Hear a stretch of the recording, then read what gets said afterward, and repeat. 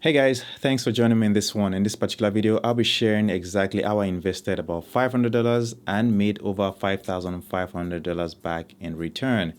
I'm talking about over 1,000 ROI in return on investment.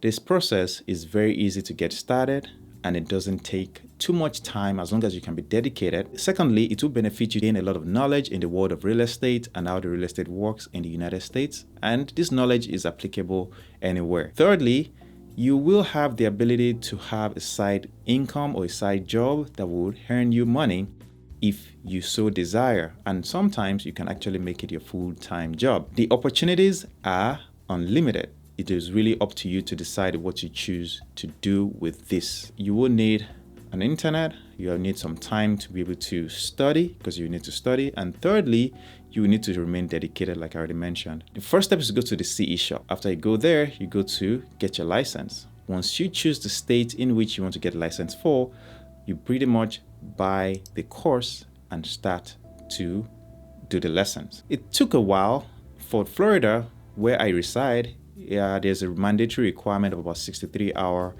course requirement. So I had to do all of that. And in fact, it took way more than 63 hours, but the minimum is 63 hours anyway. Once you can do that course, you will then have to pass the exam for that program that you enrolled in for the state. They will test you to make sure you're ready for the state exam. And once you pass that exam, you will then be able to go and take the state license. Step 2 is to register for the state certification exam. This exam will require that you do some fingerprints and background checks. Once you get that done, then you can schedule the exam. Once you pass it, let you get your license. This leads to my third point. After you get your license, once you get your license, you need to find a real estate broker in your area. This real estate broker is there to pretty much take on sales associates or realtors in general that are willing to work as a realtor. Now, it is very important you pay attention here. For me, I already have a full-time job. So I needed to explain and find a broker that is willing to work with me, knowing that I'll only be doing it as a side job, not as a full-time job. So you need to find somebody that is willing to take you like that, because you have to understand that a lot of real estate brokers want you to work full-time, and if you do not have the time to do that, you would be looked upon as, maybe lazy or someone that is not taking the job seriously, when that is not the case. So once you find a real estate broker that is willing to work with you, you would then need to sign a contract with this real estate broker. You need to pay attention to the terms of your contract. Some real estate brokers will let you work and you have to pay a certain amount, maybe every month, maybe yearly. That really depends on the broker himself. So you have to find someone that is willing to work with you at a reasonable price. Once you do that, this leads to my next step, which is step 4. You will need to find your deals. The real estate broker will be able to guide you because, of course, you are new, you don't have a lot of experience, but you will then tap into the experience of the real estate broker and the other sales associates or other realtors within the organization. Of course, there's so many materials out there. There's so many books you can read. There's so many online articles that you can read that will help to improve your knowledge and guide you in how you can go about finding your own deals. When I'm talking about deals, I'm talking about buying a house or buying a property. You can choose to buy properties for others since you have this license, so you pretty much represent other buyers or sellers. But for my case, I chose to represent myself. So that means I was buying my own property. So in that case, I, found my property. I put down how much I was willing to put on this property.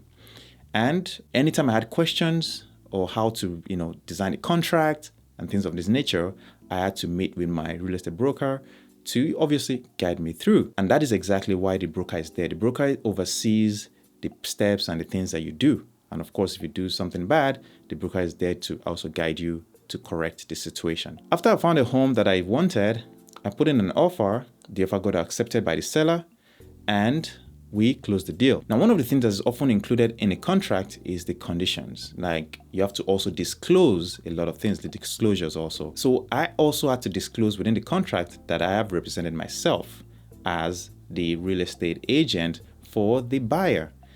So there's nothing hidden about this. So the next step that comes after the offer was accepted by the seller was obviously to close the deal and make the purchase official. Once all of that was done, the seller agreed to pay my closing costs. Now, one of the things that was included in closing costs was the broker's fees and the agent's fees as well. In this case, the buyer's agent fees. Now, these fees ended up coming to me. The fee was around $5,500, and this really explains how I earned that $5,500 back. Now, the reason why I'm sharing this with you is to show you that there are a lot of ways to earn money and to make money. And one of them is obviously to get this real estate license and buy your own deals.